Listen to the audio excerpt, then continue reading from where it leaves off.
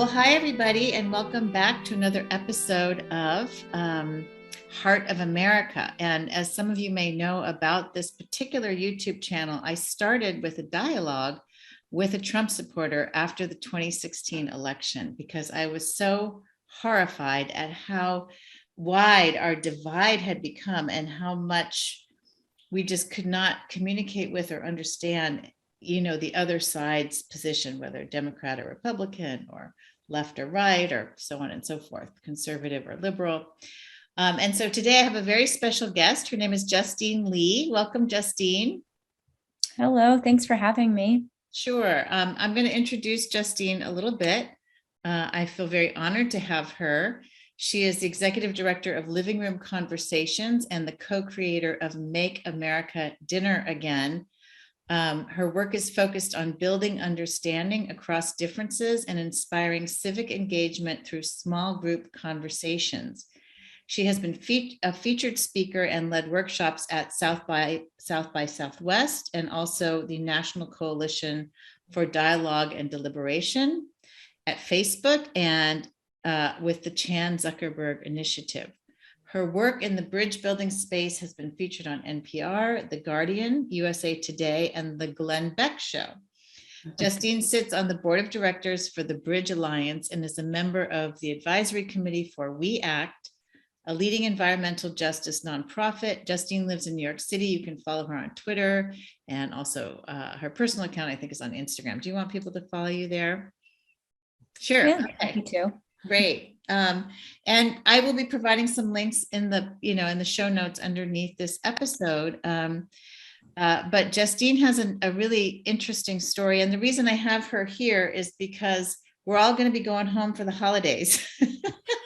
And right. As we know, a lot of our friends and family that are back in our hometowns or back at home or that are coming to our house for dinner are going to have very different political opinions than we do, or even climate change related opinions, or racial or opinions about race and social justice. So how do we navigate that? And I'm of the opinion that it's better to start to have those conversations, because my insight in 2017 or 2016 after the election was, we stopped talking about religion and politics, and we needed to be talking about religion and politics all along, because look at us now.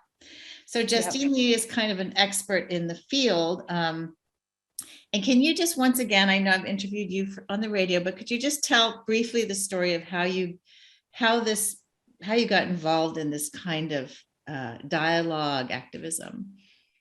Sure. It was a little bit on a whim. And what I mean by that is in 2016, I was working, I was a marketing professional at a design firm, and that was sort of my intended path. But I also knew that I was someone who was very concerned about the state of our country and how we related to each other. And when Trump was elected, I was really concerned that things were going to get worse, that we were going to become more deeply polarized. We were going to, the distrust that we felt for each other was going to grow. And I was tired of feeling powerless in that regard, feeling like the forces, that there were these large forces that were driving Americans apart.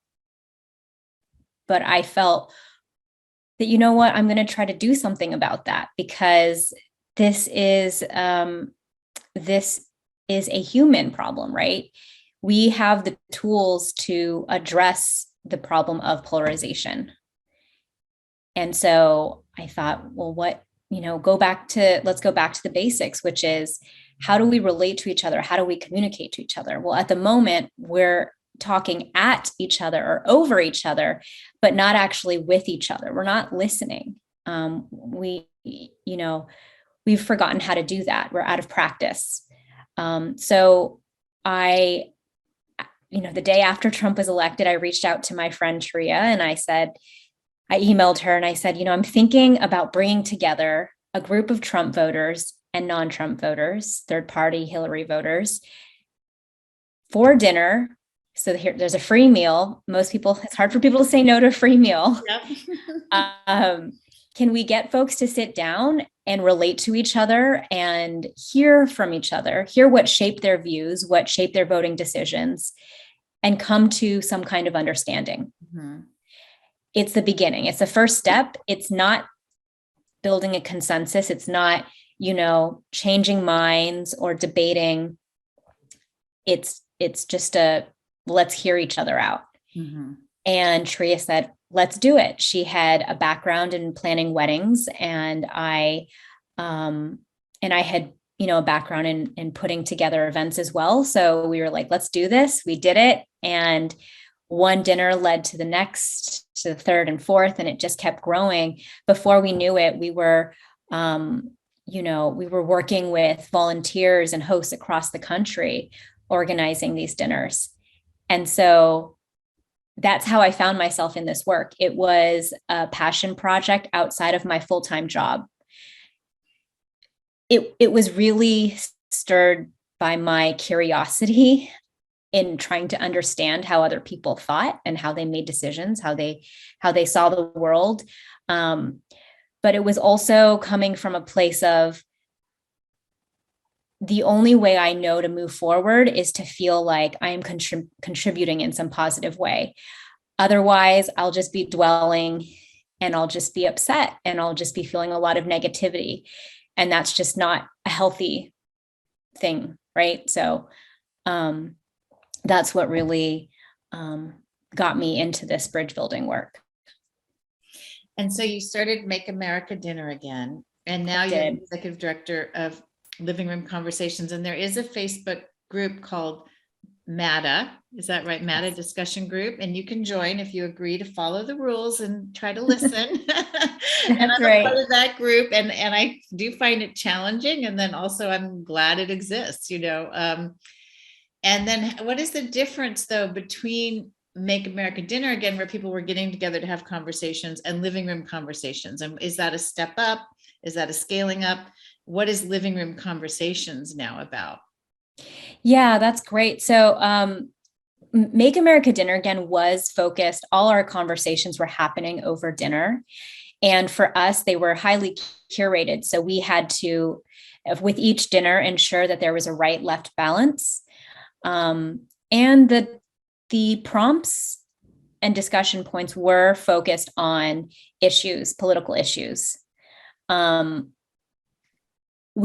The focus was to draw out personal experiences and stories around political issues, but it was still the point was to bring together a political diversity. Whereas with Living Room Conversations, it's a bit more broad. So the conversations are happening on hundreds of different topics, and some are not necessarily political in nature. So we might explore trust, empathy, communicating with care, more foundational topics that really invite or work for different types of diversity. So not just political. So you may have a conversation about technology with a group, an intergenerational group. You may have a conversation around women in power with a group across different genders. So it's a little bit more broad, but the mission is similar in that we are trying to bring together people to have conversations about challenging and meaningful topics across differences. Yeah. And have you found that you've had like what you would call success? And then how would you define success, right? Like, so you're doing this for a reason. What is that reason? And I don't know if you have any stories that come to mind about a story of achieving the success that you're hoping for. Yeah, that's a good question. I think that how I would define success in bridge building and specifically for Living Room Conversations in MATA is that folks feel like they have after a conversation, they feel that they have a better understanding of other people. And we also tend to, and we do have post-event surveys where we ask folks, do you feel you have, on a scale from 1 to 10, do you feel you have a better understanding of different perspectives? And so if we're seeing that a majority of people are saying, they're saying 8, 9, or 10 on a scale from 1 to 10, then that's a good signal for us. If we also ask folks if they would participate again. So if this is the type of thing that they see as they value and want to be a regular part of their lives, that's also a signal that we've succeeded in reaching people. We also ask folks if they would recommend, this is a common question, would you recommend this to a friend or a family member? And a majority of our participants would. Yeah. So it's the idea that this experience was so valuable that they want to share it with others, and they believe that others would benefit from it too.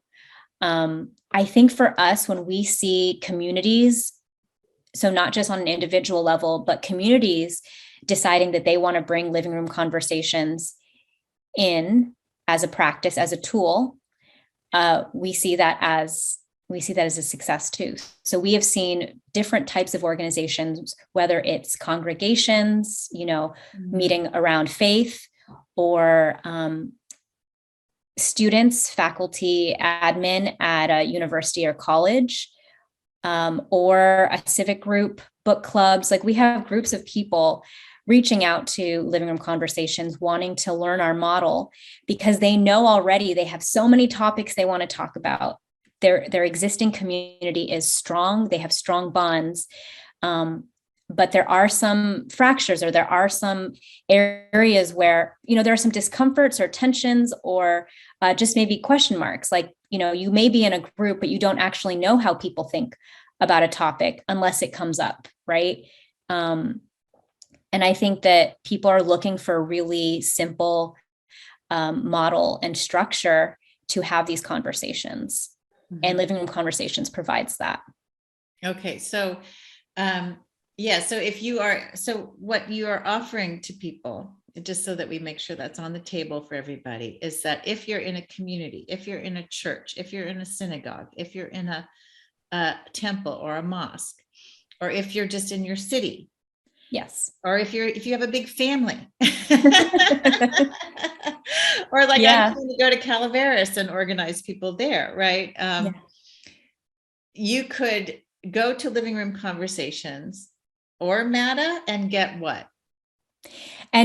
So with Living Room Conversations, we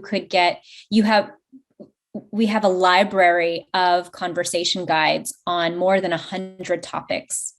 So it really ranges. Anything you can think of that you would want to talk about and dig into, we very likely have a conversation guide on it. So these are a set of, the conversation guide includes 3 rounds of conversation and tips for each round on how to really frame it, and the timing of it, how much time each person has to speak, and that sort of thing. And the meat of the conversation is round 2, where we really dig into the topic. So these are questions that have been developed by our nonpartisan or cross-partisan team. And we very much consider the language that we're using. So it's as neutral as possible. And the real objective of these questions and prompts are to really get to the heart of one's relationship with the topic. And they're meant to draw out personal experiences rather than talking points. So on the topic of immigration, for example, we would not be asking, what is your position on the latest immigration reform policy? It would be instead, what is your relationship to immigration? Have you experienced, what is your immigration story or relationship to immigration? We start there because we feel like that's the part that's missing in a lot of discussions, is really people's personal connection. A lot of it out there, I think people will start with the talking points and start with the persuasion, and then sometimes they'll kind of add in their personal, their personal, but yeah. we like to start with personal and say, we're not here to debate or persuade. We're here to listen.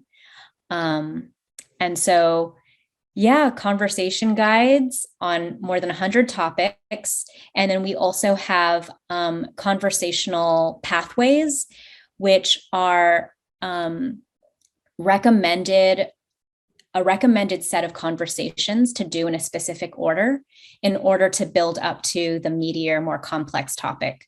So you might start with talking about trust or empathy. Your second conversation then might be about history and society, kind of exploring each person's understanding of history and society. And then the third topic may be race and ethnicity. And that's one that's a little more complex and can be a little more charged. Yeah. So we have these recommended pathways for groups that have the space and the time to really work and meet multiple times. Yeah, I was going to say that sounds like a long process. And so you'd have to meet multiple times. I did pull up some of the discussion, sort of questions. And I just, if it's okay, I'll read a couple off. Is that all right with you? Yep, that's Okay. great. So here's some agreements, for example, just at the beginning. And this is a conversation on climate change, which of course is so meaningful to me, and really I think should be meaningful to all of us because it affects all of us, if you believe that it even exists and that human beings are causing it, right? So this is where it can get, I think, very heated because so much people feel like so much is at stake.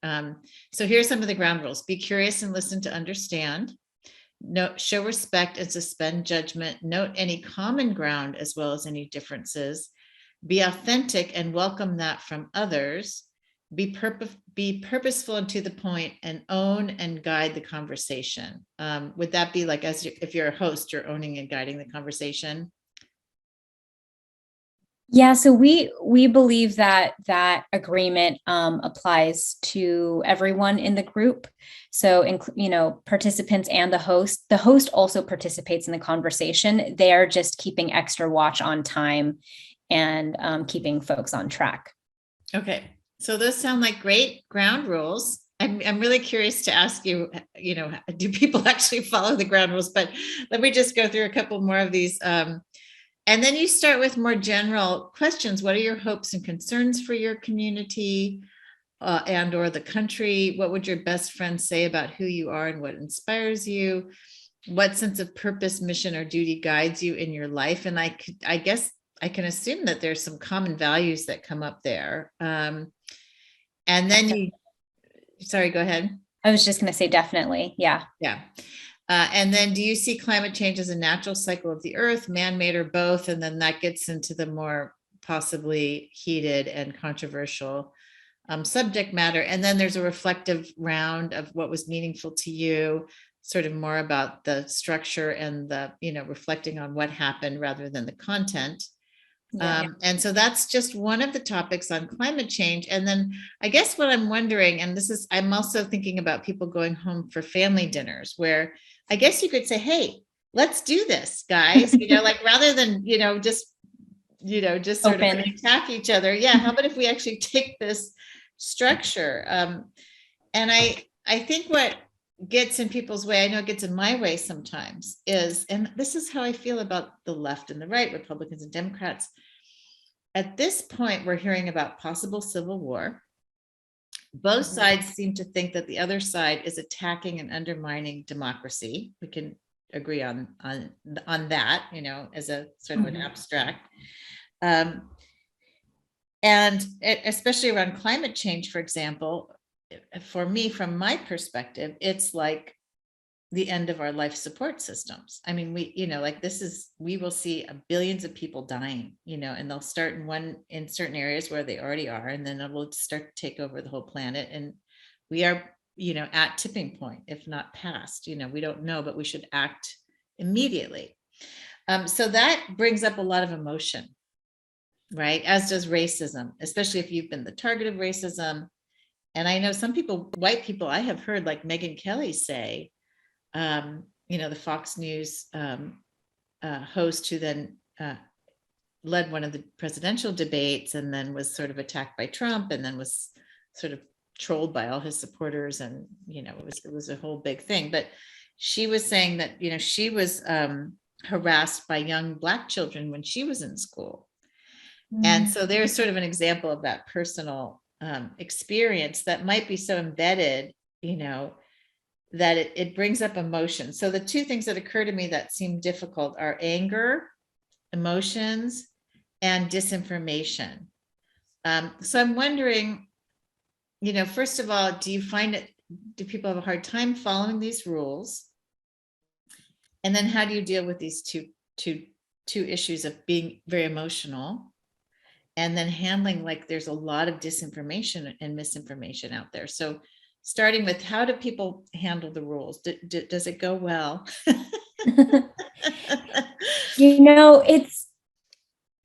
We developed the conversation agreements with all kinds of groups in mind, including family and friends. However, I think that every family is so different. Mm-hmm. I think that with these agreements, you have to think there might be an extra step you might take as the person who wants to gather and who wants to make this conversation happen, in really thinking about your family in particular and all the different personalities and all the different tension points and kind of like where everyone is mentally at the moment, right? And I think, for example, in that process of kind of checking in and making that assessment, some questions I would ask are there some what are topics that you believe your family can talk about? And what are some that just your family may not be ready to talk about? And one way to evaluate this is to understand, to choose any topic. So maybe it's race, right? And racism in America right now. You might ask each of your family members to rate on a scale from 1 to 10, how strongly they feel about their position on this issue.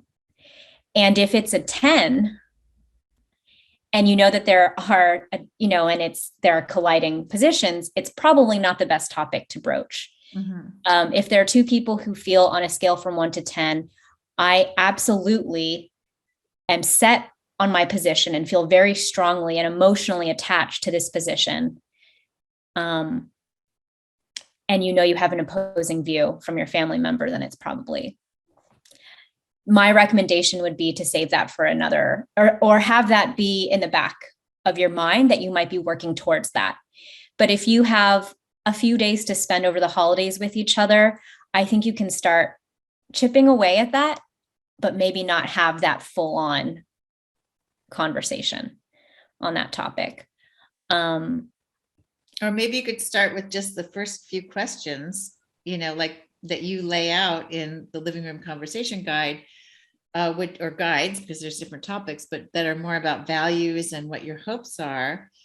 And I can see that as being like, when I get feedback on social media from, say, conservatives or Trump supporters, it can be very personally insulting. And I know that they feel the same way, that they get insulted a lot too from liberals, right? Like, you idiot, Mm-hmm. And I get the same thing. And so, I just feel like if we can get past even seeing each other as non-human, because that's what I'm afraid is happening, is that we're, the way that liberals are discussed, from a liberal point of view, it's like now there's this whole QAnon conspiracy theory that's associating Democrats and liberals and Hollywood people with pedophilia, and and there may be pedophilia in Hollywood. I'm sure actually that there is, but the way that the conversation is going is leading to, these people are evil and they're so bad. And I've heard genocidal experts and analyze some of these kind of conspiracy theories out there, and they're like, this is the beginning of this is genocidal language. Yeah. because you're dehumanizing people. So I can see getting to shared values could help Yeah. humanize each other. I agree. I think it's good to start with some questions that are a little less heated, a little less polarizing, not pointing to a specific issue, and just about understanding what. I mean, one thing that I have found really useful is asking my parents about how they learned about a certain topic. Um, and also, it's knowing what they like to talk about. So I know that my dad really likes to talk about Chinese history. Mm-hmm. So there are times when, you know, when I'll just ask him questions about Chinese history, and I can tell that as he's sharing, it's calm, it's calming him, and it's an opportunity for me to connect with him. Mm-hmm. And I think that, you know, similar with my mom, I know that she likes talking about her past and what it was like to grow up in Taiwan, and you know, um, the type of music she listened to, the types of relationships she had with her classmates, and what the discipline was like. It was just, a different world. She likes sharing those things with me. So I often, if I know that, I know that I want to have a long, a long relationship with my parents, I feel like my approach is to create as much goodwill with them as I can by having conversations I know that they will really enjoy and feel heard in. So I will often just dedicate, like, no going into a conversation with my parents, we're just going to be talking about Chinese history, or just asking my mom questions about her upbringing. And that's an hour, 2 hours of conversation where they, I think, feel heard by me. And so maybe 2 days later, when I want to talk about an issue, I've fostered some of that goodwill, right? I mean, that makes it sound a little contrived or like calculated, but I think sometimes when you're with family, you have to take on some of these, be strategic, because if your goal really is to connect, you have to put yourself in their shoes. Like, think of the long game, right? How do I get to that point? It's not going to just happen magically where you feel you're all aligned and connected in one conversation. It's going to take multiple conversations. So I try to do that, like the kind of the goodwill stuff, like as much as I can, building that groundwork to the more challenging topics. I really do think that another good tip is to, if you're thinking of asking a question of someone in your family, really checking in with your intention. Is your intention to simply hear what they have to say and really understand their point, and you can sense in yourself that you would be willing to give them the space to complete their thought? Or is your intention to ask the question so you can then share your point of view, Right, and potentially change their mind, or not even just change their mind, but have them be kind of like stunned or make them feel stupid? I think usually folks are pretty good at knowing what their intention is. I think asking yourself, if someone asked me that question, would I take it as a fair question? So there's a little check-in process. I think that check-in process is where a lot of the thinking has to be done before you actually open your mouth and make the invitation. right. Yeah. Yeah. So forgive me, I had to let my cat in. Oh, no problem. Yeah. Yeah. And I have my dog over here, Coco, in case you all haven't met her yet. And so we have this opportunity going home to our families, or even outside the holidays when we get back into our communities, to have very structured conversations that are very deliberate and very intentional, with some structure provided by Living Room Conversations and Make America Dinner Again. And those links will be provided in the description for this episode. But then we also can just end up at the dinner table, right? And it's, what I notice in myself is that there are times when I can be, it's almost like I have to disconnect from my personal feelings and fears around just, for example, climate change, because it means so much to me. It's really the lives of my children. It's our lives. I mean, my analysis is we have 10 years or less, and we may also start to see collapse with, we already are, in my opinion, seeing collapse of food chains and supplies due to the climate crisis. That's my analysis. So, and I'm just sharing that because that's a big deal. It's like a lot of death, a lot of destruction, a lot of suffering, as well as for other species besides human species. So it's hard not to get emotional. But I will say that I went, just to give you an example, I went down to a friend of mine's house, and her partner was a believer in QAnon. And I found him to be, I was like, okay, we're not going to talk about this, was my first thought. And so I found him to be, because we weren't talking about politics, kind of a gentle, sweet, quiet person. And we did have some conversations within that feeling of being connected and me being curious. And it was fine. And he actually, a couple times I shared some things, and because I wasn't terribly attached or emotional, he was like, oh, I didn't know that. Like maybe I shared something I knew about the chat boards that, QAnon was coming off of. And he said, oh, I didn't know that. And so it was all pretty good. And then something came up around racism and anti-Asian, the things that Donald Trump was saying about the Kung flu.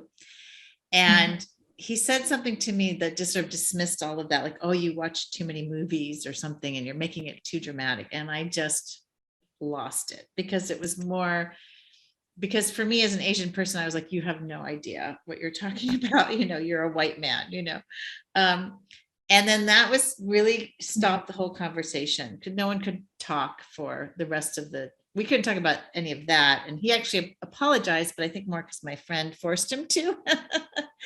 But I guess there's just a huge difference. And in the psychology that I work with and teach, it's about noticing your feeling, just noticing where your feelings are going. Yeah. And that's really tough. Yeah. I have been in a similar situation where when I was having a conversation about something else. I think it was about traveling. And the topic of my Asianness came up because someone I had met through Make America Dinner. Again, he is from Arkansas. He lives in Arkansas, rural Arkansas, and he is a Trump supporter, identifies as conservative. But my first observation of him, or rather how I would describe him as I've gotten to know him, is that he is a kind-hearted, generous person who is curious about the world and has a lot of interest in hobbies, really cares about his children. He has two kids, and loves where he's from, loves the land, loves the environment. He gardens, he likes cooking and trying to cook new dishes and experimenting with different flavor profiles. And anyway, great, right? I have gotten to know him over the years, and it wasn't until this past year that my Asianness really came up in conversation, because he had invited me to visit him in Arkansas and said that he would show me, we'd go hunting, he would take me to his favorite restaurants and that sort of thing.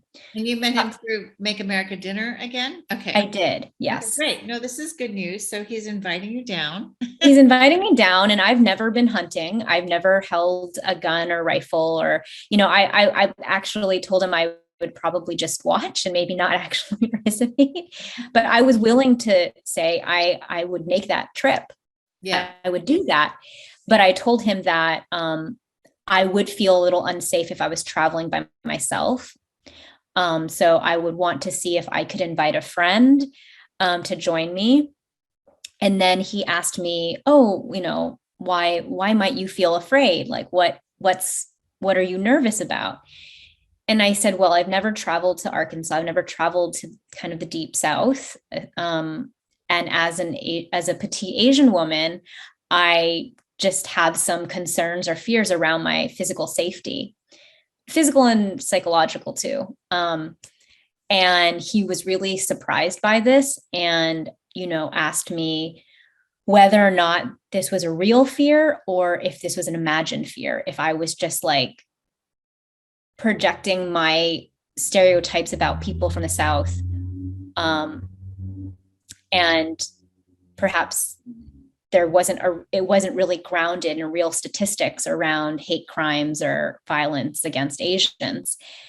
And I told him, I haven't looked up the statistics, but this is just based on stories I've heard secondhand from people who've traveled through the South on road trips and have gotten stares at gas stations or even on the road and felt unsafe. And I of course I can't say for sure anything bad would happen to me, but there is that fear and it feels real to me. And I hope that's enough for you to acknowledge. He had trouble with that though, and could not really relate. He said, oh, well, this seems like it's just like me as a white man from the country going to downtown Nashville. I would feel like I stuck out.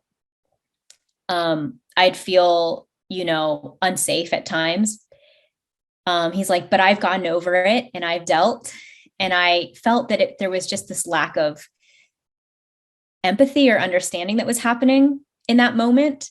And because it was about my identity and about something that I cannot change about myself, that is just so much, me, it's my skin, it's my ethnic background, it's in my DNA. It's like, I felt like I had to disengage. I had to leave that conversation. It was too heated. So I just told him, let's talk about this later. I think I just need a moment. And so I think there are some topics among certain types of people, between a white person and a person of color, that just can't. I mean, I don't know if I'll ever be able to talk about race with him, because we're maybe just, how we're thinking about it is just too different. And it's too personal for me. There just might be too many types of tools that I'd have to bring in, and a lot of time and energy that would go into that. Right. And I just don't feel I have that. Yeah. And that's a bit of emotional labor, and sort of the burdens on you to kind of deal with it and get over it. But what happened? Did you go there? I did not. Because this was last year. So we were still in the pandemic. Okay. And so I told him, let's revisit this when we're more certain about, travel and safety and all of that. I have every intention, to revisit it. Yeah. And I'm actually thinking that the pandemic allows for some time for me to process and be in a better place mentally to re-engage with him and say, let's see about that trip. There are actually people across the country that I've met through Make America Dinner Again and Living Room Conversations that I'd love to visit. So one of my dreams is at some point in the future to organize a road trip across the country and just stop in a few places and get to know people that way, because, to have dinners, to have meals and do activities with people where they are. Yeah. And that, that's one of my dreams, is to get this kind of thing filmed. Perhaps you've already filmed some things. I know you've got lots of Zoom recordings available on the Living Room Conversations website, that people can check out. But we need to have documentation through film. And so that's one of the reasons I'm interested in going to Calaveras County to talk to Trump supporters and conservatives. And I just wanted to bring something up, but it may not be here or there in terms of actually approaching conversations with some technique, but I do feel like a lot of white people who voted for Trump, or who live in the South, or who live in other states who voted for Trump, get very upset about the racist, that they feel like they're being called racist, the label of racist. Yeah. And so it's tricky, because I get that. Like, I don't think that people consciously think they're racist. I do think that we're all a little racist just because we're all conditioned, by films and TV to just see someone and have a thought. I don't think Right. that's a big deal to even understand that that's just what we do. Yep. I think most people don't want to be racist, Yeah.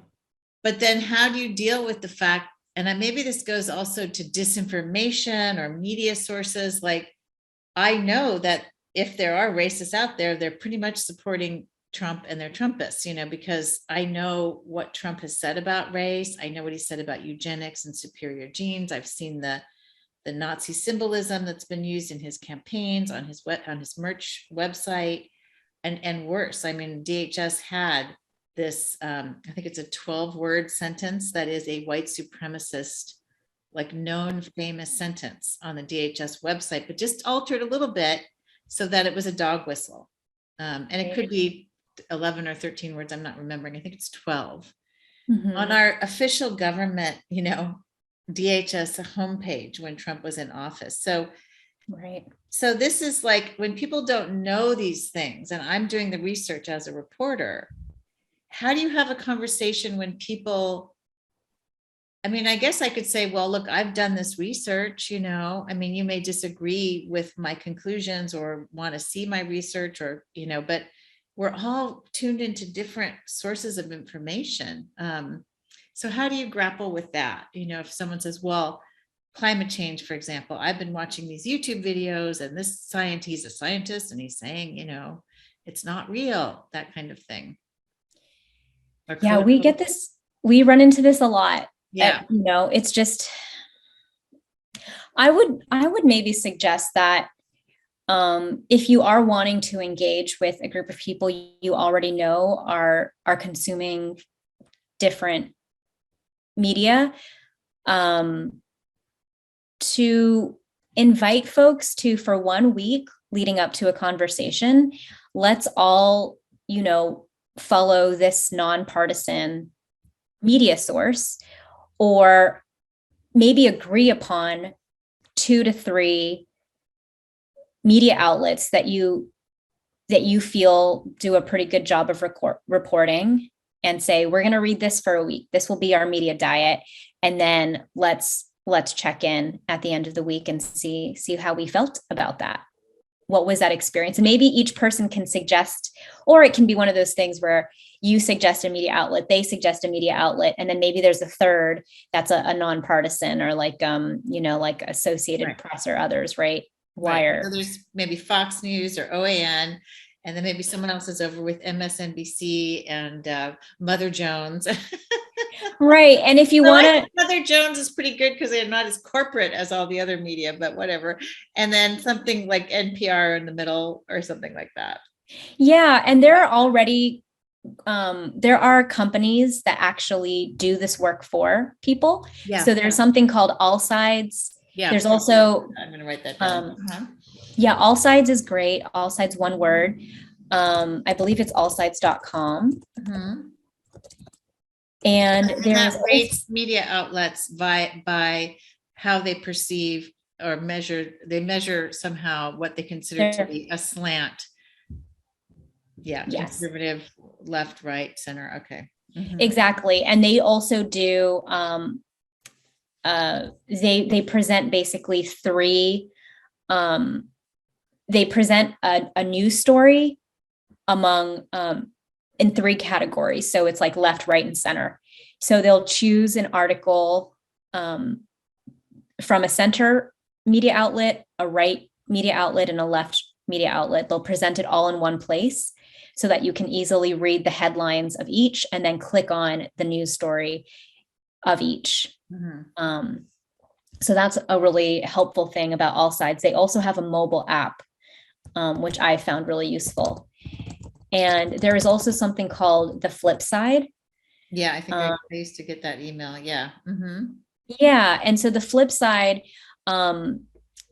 it's a free daily email where you can get the most kind of poignant thoughts on an issue, on a current event of the day, from the left, right, and center. And they scan 30 plus news sources. They do the research and kind of curate that. And then you can kind of decide where you fall.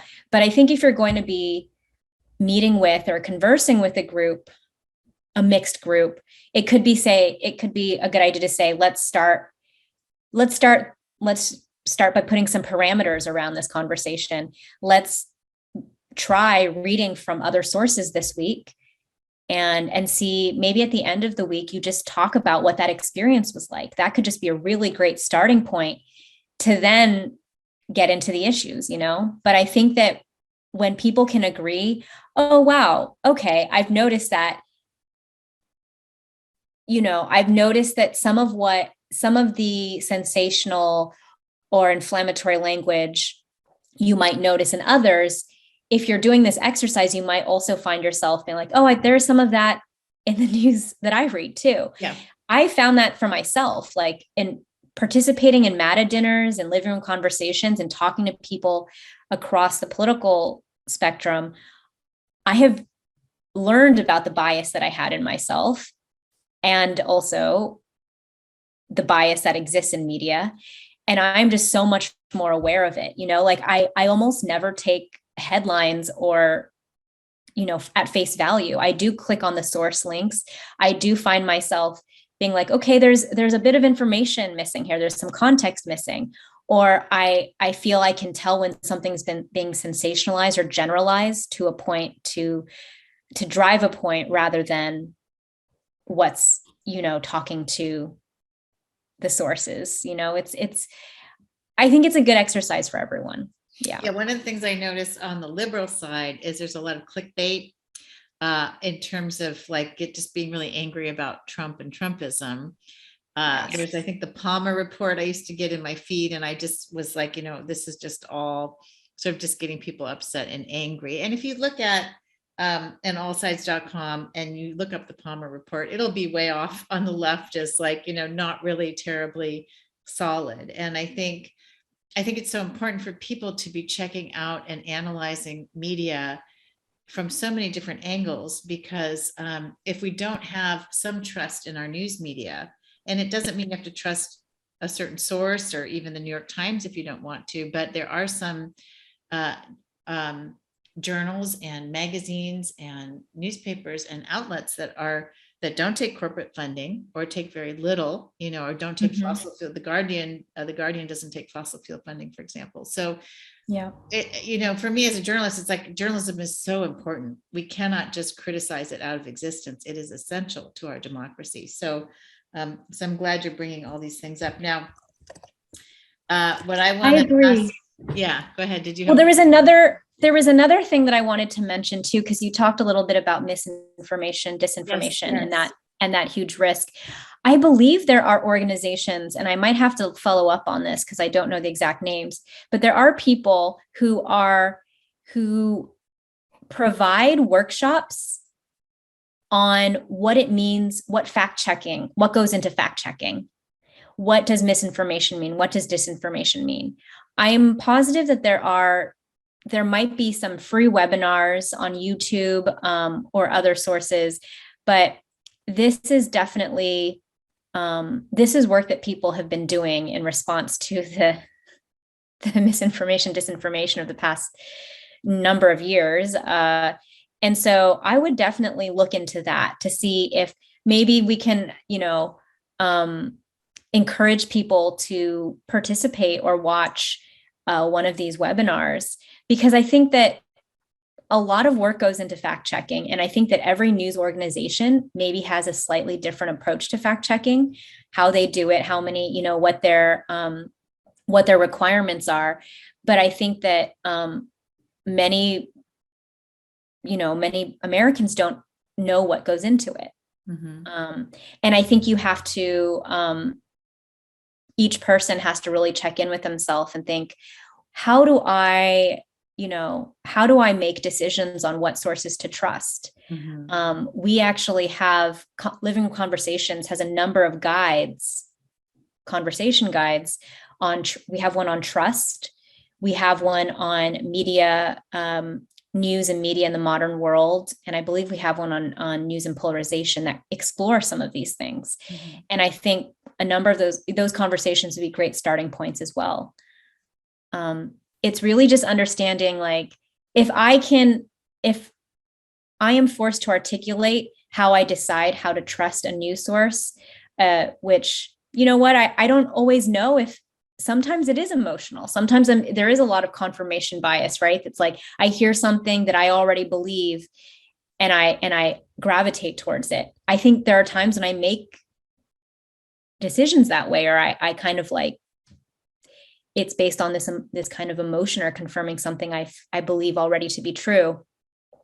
It's made me a little more open-minded in understanding that could be a reason why someone else is going through the same process, but they come to a different conclusion, right? You know, it's interesting because I feel like both sides could say, like the far left would say the media, the mainstream news media is completely owned by these major corporations, right? Right. And that's also what I hear from like the Trump camp is like, well, they might not say it about Fox or OAN, but they will say that, you know, the pharmaceutical companies, you know, are, you know, creating all this hysteria about COVID, and the news media is doing it for profit. Now, we're both pointing to the same problem, which is corporate ownership of news media. So it just strikes me that a conversation about just the news media would be good. And I wonder, is that in a topic for conversations, living room conversations? Yeah. Okay, good. So we have a topic. Okay, guys, so there's no excuse. You could just start with that. If you're getting bogged down and wait, we don't agree on our sources, you could just have a conversation about news media in general. And that would be cool. So I have this question for you, and I think it's kind of important. And I wish there were a conservative person on with us. Maybe another day we could do that. How have you changed your mind? Because I understand you to be not a Trump supporter, given your reaction to the election in 2016. Yeah. But if you could pick a topic that's a hot topic like abortion or climate change or democracy, but where would you say you've been influenced by the other side, and how so? Whew, that's tough. I think on many fundamental issues, I have not changed my mind drastically, but I have found myself being more open to hearing other perspectives. Whereas I think before, I just thought anyone who thinks differently is evil, or is ignorant, or is greedy, is selfish, is, you know, XYZ, fill in the space. Like I was very quick to jump to conclusions about who those people are and were and are. I think that now I am a lot more, I take more time to, I just don't take things at face value as much. So if I read an article and I see that they're categorizing or segmenting people in a certain way, you know, like along a binary, I do find myself uncomfortable with that and thinking, I understand that maybe categorizing people this way is easier and maybe is necessary for some type of assessment or processing information or drawing conclusions. But I think that I find myself questioning a lot more. I find myself thinking about what's missing in this story, you know, and so when I see that a journalist or a reporter is acknowledging that this is not a complete story, or that there's still information that's forthcoming, I appreciate that. I gravitate towards that, and I feel more connected to that source and to that reporter, because I'm like, they are letting us know where the gaps are. So I think that in general, I'm just, I find myself more aware of absolutism and binaries and sort of these extreme ways of framing issues. And like you were saying about the Palmer report, sort of the real emphasis on hating Trump, or we must like fight against Trump. And the thing is, like, I dislike Trump. There are moments throughout his presidency, throughout meeting Trump supporters, that I still was like, I really don't like this person. And I think that he is responsible for a lot of hurt and a lot of hate and distrust and pain and a lot of negative things. I don't think he's a good person. But I also found myself not loving, but I also felt I saw the danger in putting so much emphasis on hating him, on fighting him, right, as an individual. And I think that if I hadn't gone through this process of trying to better understand people, I could see myself going more towards the, just having more hate in my heart. Mm-hmm. It's also made me realize what issues I really, really care about. And I don't think I'm going to change my mind about. And I think that's also an important learning. So for me, I've learned that racial justice is something that I'm not willing to really concede on. Like, I believe that there should be equality and equity. And I believe that there is systemic racism. And there's no changing my mind about that. Mm-hmm. Same with climate. I very much believe that we are living in a climate crisis, and that there's nothing really I feel that could change my mind about that. But I'm still willing to hear other perspectives, because I feel like we have to coexist. We have to move forward together. Well, can I stop you there? Because I think that's an important something for people to hear is, why is this so important? Why is it so important that we have these conversations in your mind? It's so important because we have no choice but to coexist, right? We're all living on this and sharing this earth together.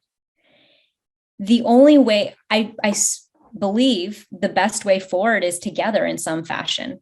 There will always be some some extremes in the human population, folks who don't want to be a part of society, who are about destruction and violence and that I can't really speak to those audiences. Mm-hmm. But I think if you're committed to seeing and wanting the best for humanity and for our planet, we have to listen to each other. And if we are just siloed and moving forward with our agendas and pushing each other out, we're just spending our time bumping up against each other, but not actually moving forward. And I think that, and I feel like the opening of the doors of having these conversations should be rooted in like a genuine curiosity and respect, and a belief that, it should go a lot deeper than just this superficial, let's just all agree to disagree and move forward. It's like, let's spend time, and it's going to take years. It's going to be an ongoing process, just like it can take a lifetime for me to understand even just myself. It's going to take our lifetimes to understand each other. And I feel like we have to start practicing. We have to start believing that it's key. I just don't see a way forward in solving our climate crisis unless we have a majority of the population ready to talk about it and process it and understand the relationship. Like, I think that a lot of people have a position on things, but they haven't really thought about why. Mm-hmm. Right? Like, why do I have this position? You kind of have this gut reaction when you hear a position. You're like, oh, that feels right to me, or that feels wrong. But why? Right? And I think if we can better understand why in each of ourselves, we can better then be open to hearing from others. I don't know. I mean, sometimes when I hear myself speak, I'm like, oh, this is this is like this big lofty, like, Well, okay. No, I understand. It's beautiful. And to be honest, I come from a spiritual, psychological education background. A lot of my colleagues are like, oh, let's all get along and we're all the same inside, and all these beautiful, wonderful thoughts and feelings. Right. And I agree. I totally agree. And this is what I wanted to ask. I was going to say, I'm going to be devil's advocate, but I don't think I'm actually, I wouldn't say I'm being a devil's advocate. I'd be saying, well, here I'm going to be a reality advocate, right? Which is that we are in these tipping points, one of which is climate. And, the evidence is that there is methane already coming out of the Arctic that we've triggered, via the melting of the Arctic. And now we've got the albedo effect happening. And it's like when we heat up something enough, it starts to heat up on its own. And that's already happening. We've triggered, like, I don't know how many people say 2, 3, some people say 6, 7, and then it gets exponential. We start getting into exponential release of greenhouse gases, right? And then we get to where we already are in British Columbia. They weren't getting food in northern British Columbia for some time because of the floods and the rains and the broken freeway, because of the floods and rains. So do we have time? Do we have time to sit down, and is there I guess, I can say for me, I've decided, well, I'm also going to fight the good fight. I'm going to have the dialogues and I'm going to fight the good fight, because we don't have time for everyone to kumbaya together. And we should be working on that. I think that's a very fair point. I think there are some issues that are so urgent that I can understand why people decide to commit their time to fighting the fight. Yeah. Rather than reaching across the aisle or understanding the other side. It's like, and I think with climate, that I think that's okay. I think that I think that we each have our role. Yes. Mm-hmm. Yeah. In society. I guess I would just say, I believe there are more bridge builders in this world than have been realized. And I think that we just need more people doing that kind of work. We definitely need the folks on the front lines, the folks who are looking at the most critical elements of the problem and fighting that, right? The powers, the fossil fuel companies, the politicians who or the fossil fuel companies that support the politicians who support like that cycle. We're not going to name names at this moment. no names. I'll name them in another episode. In another episode, but it's like that work is very important. I think that, like I was saying, we all have a role. And I think that it would just be nice if as many people as possible have bridge building as one of their tools in their tool set. Yes. You can decide when to use it, when it makes sense. And other times you're like, forget it.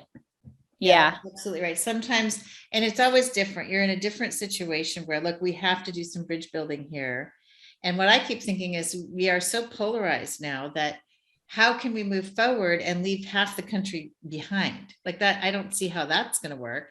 And then people say, oh, let's separate the different states. I'm like, that's not going to work either, because here in California, which is known to be quite liberal and democratic, we have whole counties that are, they're more rural counties. They're further away from the cities, but they all voted for Trump. They all went for Trump. And there are people, as you found out, living in San Francisco, having your first dinner for Make America Dinner Again. There are Trump supporters in San Francisco. Yeah. There are Trump supporters in Santa Cruz, where I live, which is very liberal, or is known to be liberal. I'm not clear if it actually is. So, okay. So having said that, we go home. So first of all, I just want to highlight something you said, which is there are more bridge builders than we think, and perhaps we can all be more bridge builders. Like, my whole thing is, let's do something. If you want to go build bridges, great, go build bridges. If you want to go protest, at Chase Bank, go protest at Chase Bank. I'm with you. If you want to be calling voters for the 2022 election, I'm with you. Whatever you decide to do, please do something. Yeah. It's how I feel. Okay. But so I know people who are introverts, right? It's hard for them to have these conversations. Although I know one introvert who, because of her introversion, has started a conversation with a Republican friend, and they're reading books. They have like a mini little book club. Because one Democrat and one Republican, and they're reading books together, and then they're needing to have conversations. And I'm like, that's great. That's wonderful. Right? Like, that's what you can do. When she goes home to her family, it's pretty conservative. And I think she's just like, she's outnumbered, and she just doesn't want to deal with the conflicts and everything. And so I'm just wondering if there are some things, if you don't have the time or the energy to set up a whole structured thing. I mean, the one thing that comes to mind is that listening is always safe. Yeah. Listening is always safe. And I have been in situations where all I did was listen. And it ended up getting to a point where the person, I listened so deeply to this one, actually a very conservative Trump supporter in a red state, that I was or it was like a purple state. And I was calling to get out the vote. And she was so opinionated and so vociferous. And I just kept throwing in little things, but then I go back to listening. I wasn't really trying to change her mind. That's how people's action works. People's action is a group that does this listening, canvassing. Yeah. And then at one point in the middle of everything, she said she said something about policing and they want to take away all the police. I said, well, there are some alternatives. And she stopped for a minute. She said, well, what do you mean? Like, what would an alternative be to a police force? And I spent some time telling her about this program in Eugene called Cahoots, where there's a mobile response team that goes out instead of police, and they're unarmed, and they take care of non-dangerous, non-threatening situations. George Floyd would have been a situation that they could have been called to by the police because he was on drugs and having reactions, right? So they could have been there to help with calming him down, and she after I finished, there was a moment of silence, like she was Yeah. Yeah, but I think it was the first time she'd even considered that liberals even have an alternative to just defund the police or whatever she thought liberals were about. But yeah, that's a great story, Amy. Like, it's great because it sounds like you listening to her all that time yes, was helpful in then encouraging her to listen to you. Yeah. That's really powerful. Yeah. So you can always go back to listening. I mean, I like to encourage people to, and share your thoughts. And, as long as you're not too attached, you can share and just sort of leave it on the table, and sometimes people are changing their minds after the conversation. When they calm down a little, it's not like it doesn't go in. I think a lot of things go in when we talk to people and we don't realize it until later. Yeah.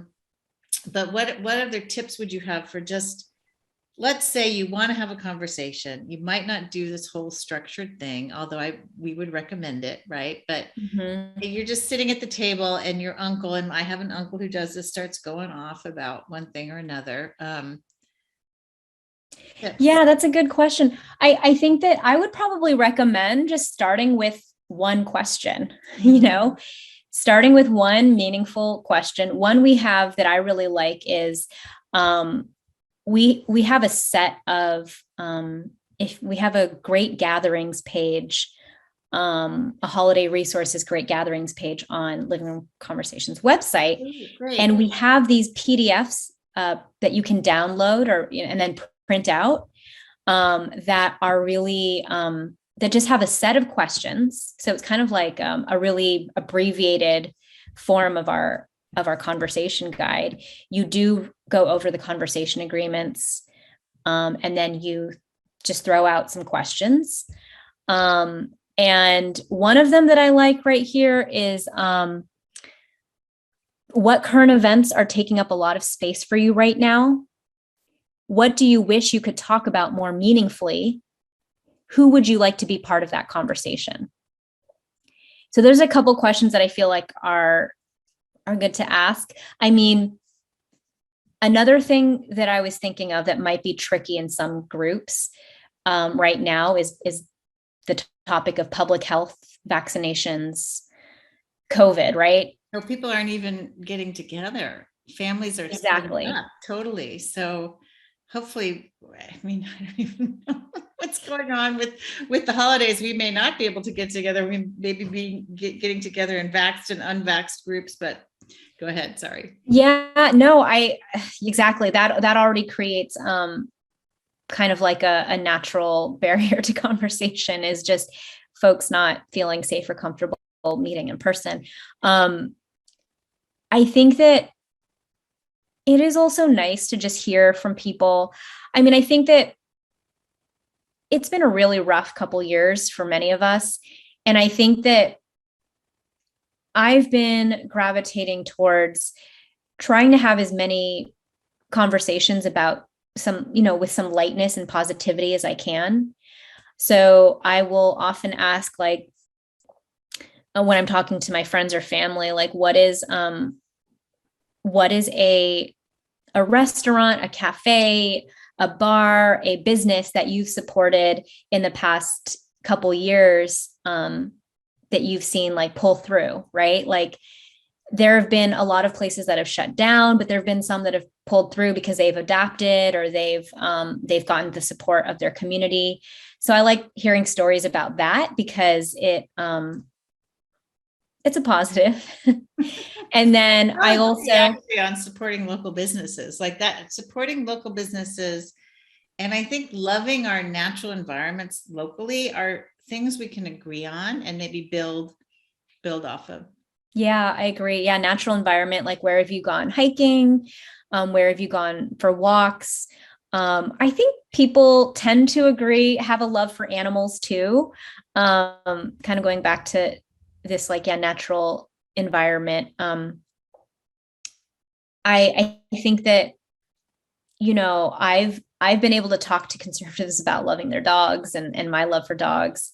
That seems to be a good common ground. I think that,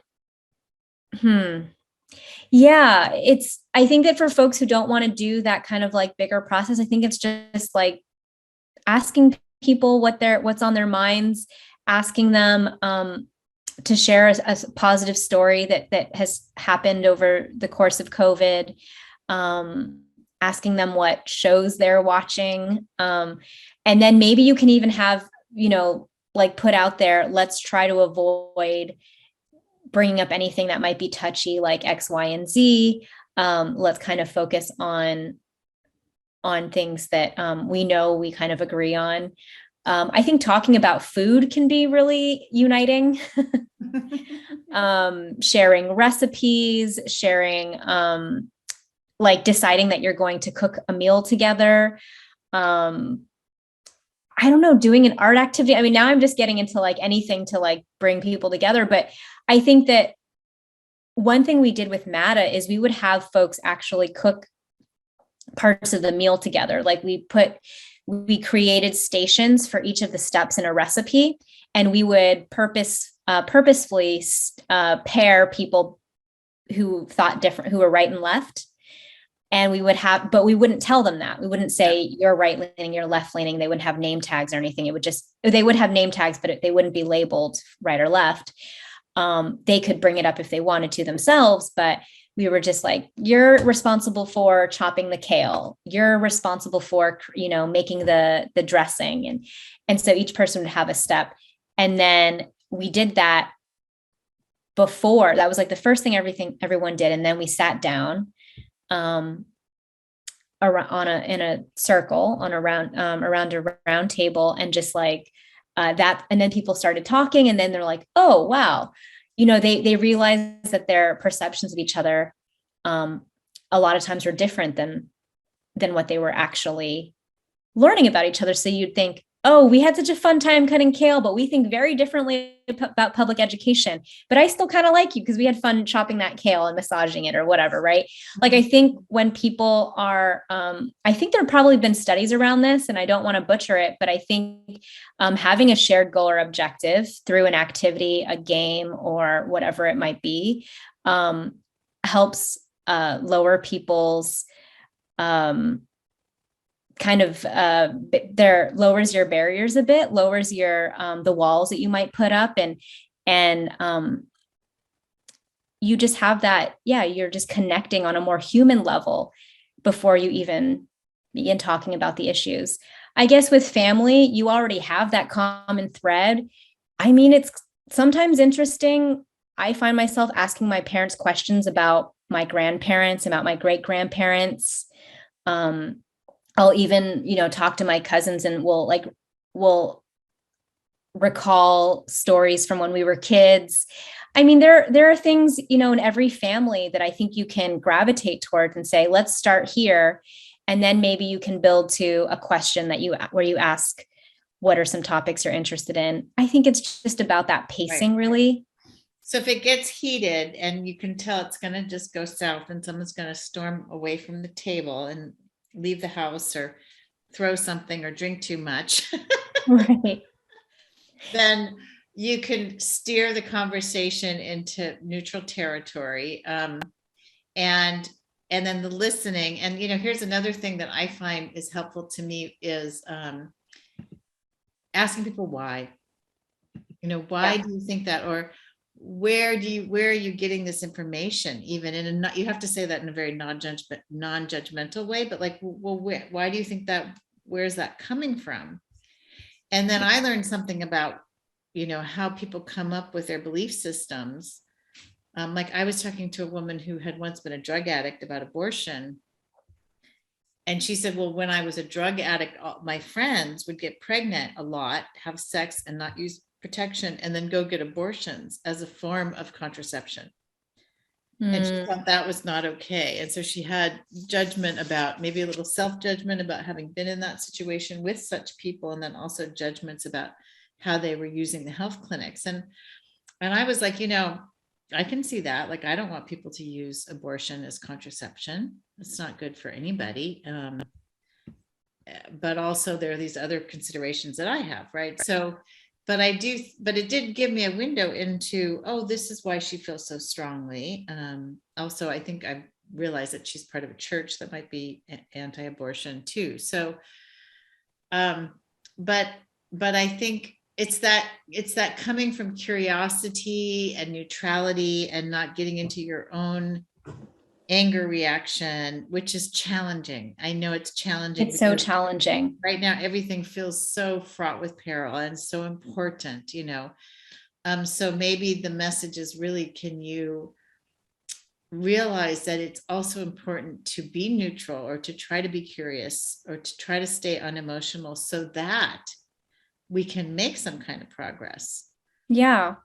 And totally. And I have another tip that I thought of now that works well, to really emphasize the listening. It can be helpful to, when you're hearing what someone is saying, taking a moment to process it and share back what you're hearing, and giving them an opportunity to correct you or to agree that that's what you're hearing them correctly. Right. So especially if it's, they've spoken for a while, you want to make sure that you're getting everything. You can say, this is what I'm hearing from you, that you believe strongly in, you're against abortion because of your, in your formative years, you were exposed to some of these films that were really powerful to you. You also had a personal experience with this and that. Am I getting that right? Mm-hmm. Taking a moment to do that can go a long way. It actually forces you to listen, because you have to share back what you've heard. And it gives the other person, it builds a little bit of trust that you really care about what they have to say, and you're taking it in. So that's one tip that I have. And I think just, when there are any moments of common ground, like you were mentioning in your story earlier with that lady, like acknowledging it, saying, I see we agree on this, which is great, but I'm noticing we have some disagreements here. Like, can you tell me a little bit more about why this, right? Asking open-ended questions, seeing how much you're using absolute or kind of sensational language, or how much you're using the word but, or you're generalizing, right? Like I find myself really, the mistake that I make, or the pitfall I run into, is making a generalization about a group of people, saying like, well, all people your age think this, or, and I have to stop myself and think, well, in my experience, I've heard a lot of so it's even just adding that one phrase, in my experience, or from what I've observed, or, from a study that I read here, I gathered this.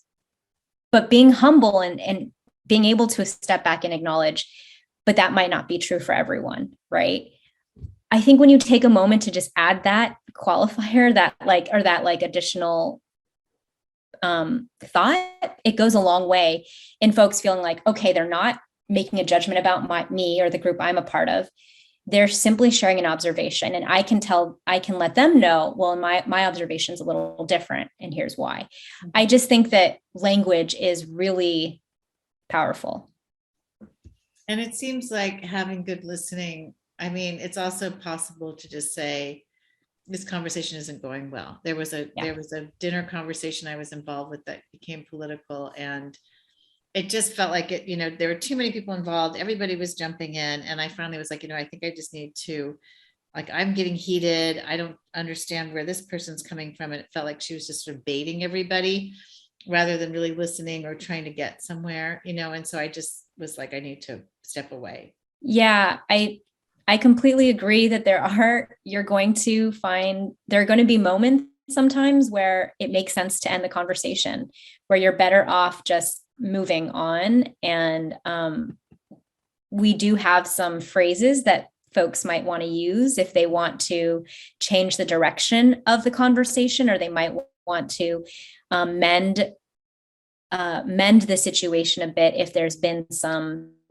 destruction or some that's hurt feelings. I didn't know you had those. So, but before we get to those, can you just say, this is when you might want to end a conversation when this is happening? Besides the things you were saying, maybe don't do is don't generalize, don't be sensational, probably don't insult one another. Yeah. Try not to get angry. And then how would you say, okay, look, this is when I can see it's going south, because you probably have some experience with that. Yeah, I think when conversations tend to be going south when folks are beginning to talk over each other or beginning to interject and interrupt. That's when you know that people aren't really listening to each other, and then they're just trying to make a point, right? Right. When you can feel in yourself that you're starting to feel heated, triggered, or you're finding yourself feeling or being defensive, or wanting really strongly to be right and make a point, that's probably when you know the conversation is no longer productive. Right. You can sense that in yourself. So at that moment, when you decide, let's move on, you can either suggest taking a break, going for a short walk, trying a new activity, or if you're indoors and you have nowhere to go, maybe it's just changing the subject or going into different rooms. But I would say, some things you might say to change the course of the convo is to just say, let's change the topic. Can you tell me a little bit more about your hobby? XYZ, like, tell me about how gardening has been going, or what, or, whatever it might be. That they could talk about a little bit that they would enjoy, or yeah. Exactly. Yeah, that's it. It's also nice to acknowledge at that point, our relationship will always be more important to me than our differences. And so I believe it's a good idea for us to stop here, And I don't know too if that's always true. I have lost a few friends where I just was like, I've just been so shocked, by the positions and the lack of capacity to listen or try to even understand. Maybe just one person that I can think of, which I guess is pretty good. Yeah, you're right. There are going to be some people who the differences actually do matter more, and the relationship just doesn't feel right. It doesn't make any sense. It's not right for you in your life anymore. And I think that that does happen. It's happened to me. It's happened to a number of my friends and colleagues too. So I think you only say that, you only tell someone the relationship is more important than their differences if it's true, right? So if you believe that, say it. Another thing you could say, if the differences are still, if you believe they really are powerful, is you can say, I care about you, but these differences are kind of affecting how I feel about you right now. And I just need to I want to give myself a little space with this. Yeah. Maybe maybe we can revisit this in the future. Yeah. I want to just bring up one last thing, and we're getting into a pretty long episode. I hope people can listen on the plane, in their cars, when they're going to their families, or on the train or the bus. And that is that the power of authenticity sometimes, like I notice when I get angry, it's usually not a good idea. Like 90% of the time, it's not a good idea. It doesn't really help the situation. But I've had moments where I've been very angry, or I've been very upset or emotional. I get that way a lot about climate. And I have even, started to cry because it means so much to me. I just watched George Monbiot on, I think the BBC or some British station. He was being interviewed by pundits, and they just kept kind of like talking about these things that were so pundity, and like, well, what about this? What about this? Terrible protesters did this, and blocked the cars, and this girl couldn't get to her ballet class, and she was crying, and he just started to weep. And I haven't seen that much on TV, and they didn't know what to do about it. And I just, the authenticity of it was meaningful. And I think that probably those other media personalities had something to think about going home, like, wow, what is he crying? What is he crying about? Like, is there more to life than just debating and arguing? Is there something about just like feeling something? And I think that can convey sometimes. I think authentic, and you say in one of your rules or guidelines somewhere on one of your websites was, be authenticity is good. Yep. And I wonder, just maybe you could just define what you mean by authenticity versus something else. What would that be? And then and then any final thoughts you might have, as people go into the holidays.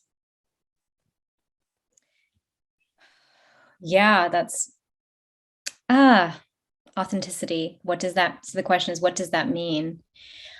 I think it's just speaking from the heart, and it's not,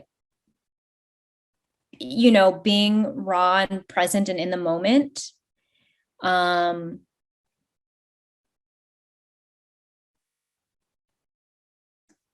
Not being afraid of what someone's response might be or how they might see you, but just, this is who I am, this is what I'm feeling. And I've had times in my life where my authenticity has been, the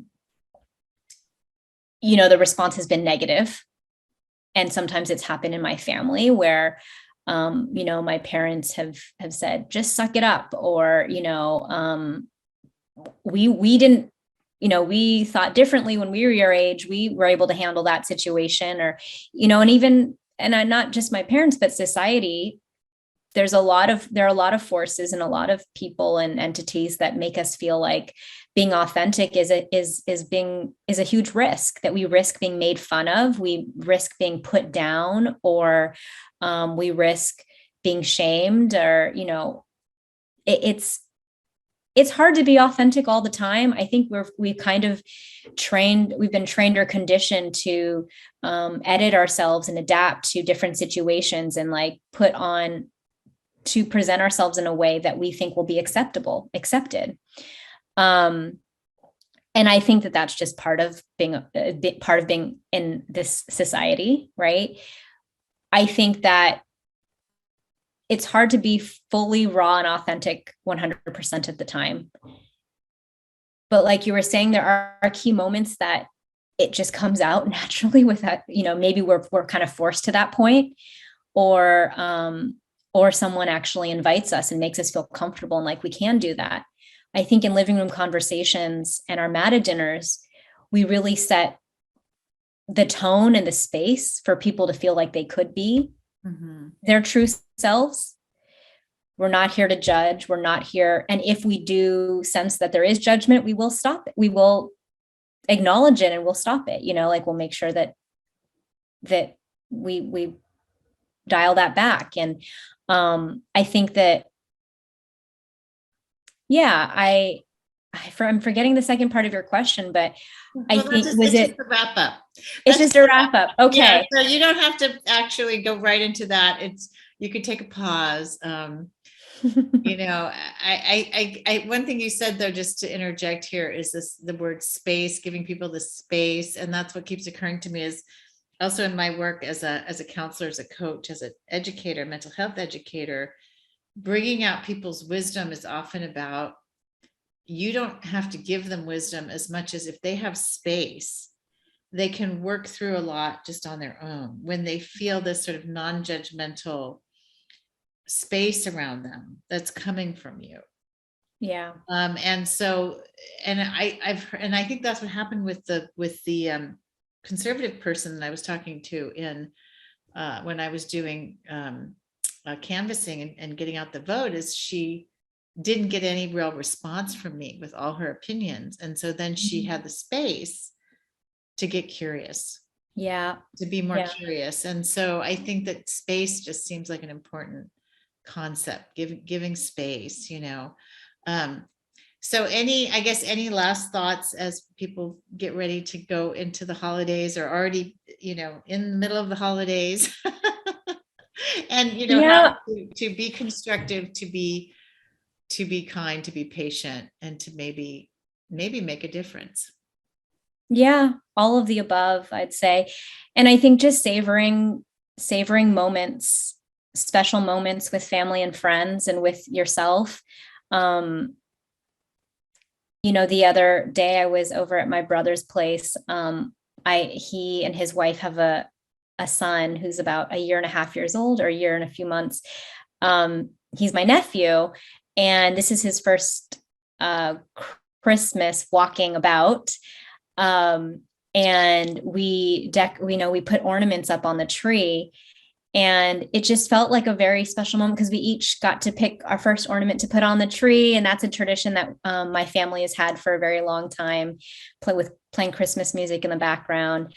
I think just allowing yourself to savor those moments, to take care of yourself, and to show care for others. I think that's what we need more than anything right now. There's so much uncertainty and destruction and violence in the world. Like family is, and this time at the end of the year is I believe, like a really sacred time to reflect and to be and to celebrate. And so I would say I'm personally not going to put too much pressure on myself to have a ton of meaningful, deep conversations or to cover all the issues. If it happens, it happens. But I'm right this winter, this holiday season, I'm kind of more concerned with just being with family and just recognizing that it is a special time. Yeah, that's true. Everyone may be feeling a bit differently. For some people it might be, we need to talk about this, or it might be, we need to not talk about this. And just as a kind of a hopeful story, I told you that I was with a QAnon person for quite a while, and there was an explosion at the end of our time together around race, and that colored the whole rest of the time. It was, you could feel the tension between us after that. But then we had another opportunity to get together, and so there was sort of a rule that all of us set, which was no politics. And so I came in with the intention of just connecting with this person. And we connected, we had a lovely time. I went back to kind of knowing his true nature, which is very sweet and kind of quiet and kind, Yeah. So that is definitely possible. It is. People who think quite differently than you. And thank you so much, Justine Lee, for joining us on Heart of America. Justine Lee is with the organization Living Room Conversations. promoting dialogues across differences and divides. Also, there's a Facebook group, Make America Dinner Again. That's also got a website, and it's an organization also dedicated to more of the political conversations and topical conversations that we can have. There are a lot of resources on both the websites. I just want to mention also the, is it the National, the Center for Deliberation and the Center for Deliberative Democracy did a program called America in One Room we were talking about. You guys might want to check that out. I'll just put all the links underneath, and anything that Justine mentioned she can send to me. We'll put the links underneath in the description for this episode. And thank you so much, Justine. And we'll see you all next time. Yep. Thank you, Amy, for having me. Take care, everyone.